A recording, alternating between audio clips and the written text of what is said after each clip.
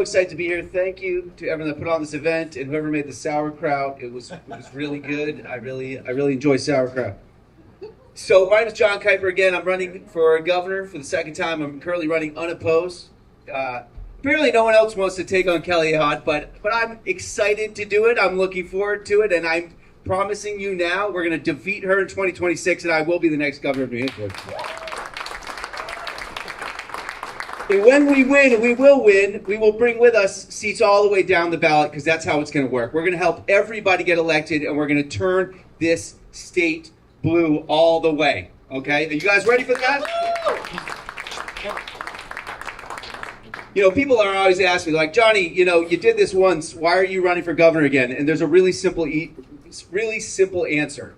I've got 850 signs in my attic that say vote Jon Kiper, and I'm not throwing them away because I am a true Yankee. I am a Yankee, okay? I will not throw anything away that still has value. So I'm going to be on the ballot in November no matter what happens.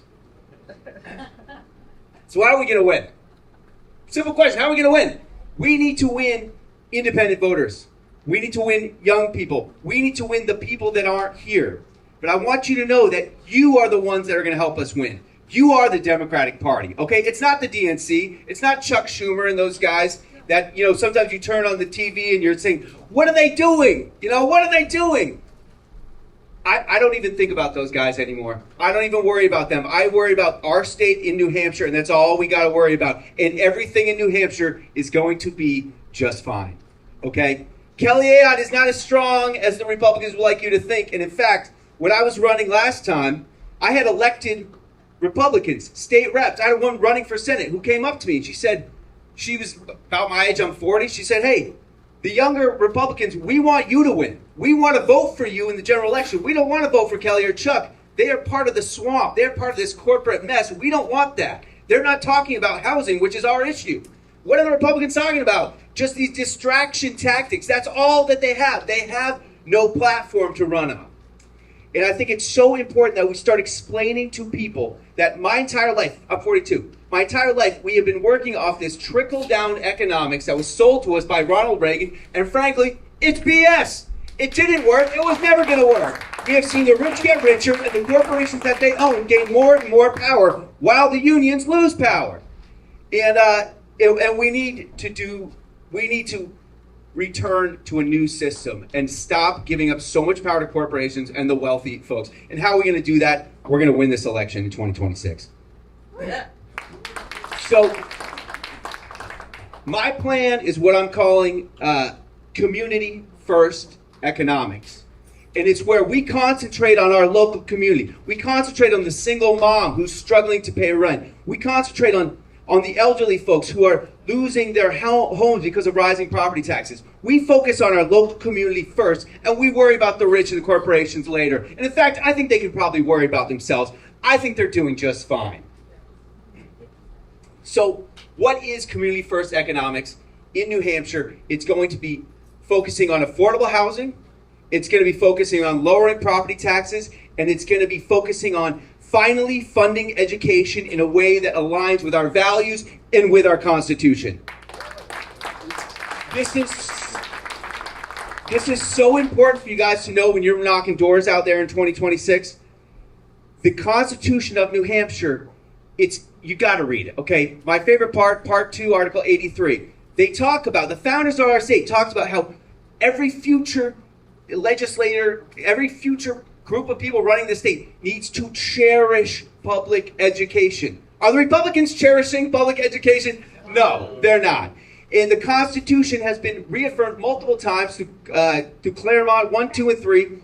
It is the state's responsibility to fund public education, not the towns and not the cities. It is the states. And it's so important that we let people know that it's not Claremont's fault that they don't have enough money. Okay, Claremont has won these lawsuits, and the legislature ignores them.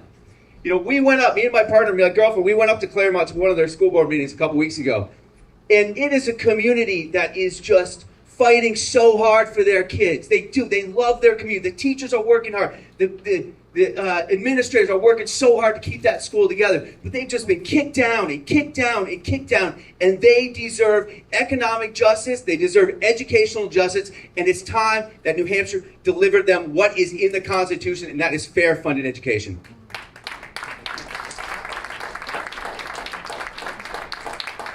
I don't want to keep you guys too long, but I just want you, when you leave here, to remember three things, okay? What's Kiper about? When you meet people and you're local day-to-day, when you're going to a cafe or you're in a restaurant or whatever, and someone says, what's going on in New Hampshire politics? There's this guy Kiper, he's running for governor. What's he about? Property taxes, housing, education. That's it. That's all we need to talk about. If you talk about more than three things, people get lost, okay? I'm focusing on these three issues because this is what's important. And I know this. I owned a restaurant for 10 years, and in that restaurant, I would talk to Democrats, I would talk to Republicans, I would talk to libertarians and anarchists. And I couldn't just throw them out if I disagree with them. I just sit there and listen to what they have to say, no matter how much I might disagree. But I will tell you this about the Republicans in our state. Number one, they are not as radical as the representatives that are representing them in Concord. They're not. Many of them are very sane people. And you know what they're worried about? Housing, property taxes, and their kids' education. Okay? These are bipartisan issues that the Republicans have no answer for. You know, I went on Twitter. I know I shouldn't, but I did. And I said, New Hampshire GOP, what do you say to people who say my property taxes are unsustainably high and they're going up at rates that I cannot control? What is your answer for this? And one of the guys, I think he was from Fremont or Farmington, he said, oh, it's your local budget committee's fault. It's your local budget committee's fault.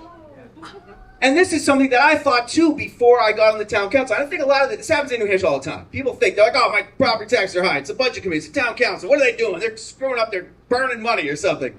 And you get in there and you look at the budget. Every single part of that budget is on a shoestring. We don't have enough money to run this state. That's the bottom line. The Republicans have no answer, okay? And we need to go out there and we need to hammer them on this because no one is happy with their property taxes. Well, there's probably a few little towns that are very wealthy, but there are not very many middle-class, working-class towns where the property taxes are not going up at crazy rates to the point where elderly people are getting forced out of their homes and young people can't even afford to buy, and it drives rents up, and it is the biggest pain in everyone's lives. And this is how we win, this is how we reach across the aisle, is talking about these three issues that affect everyone.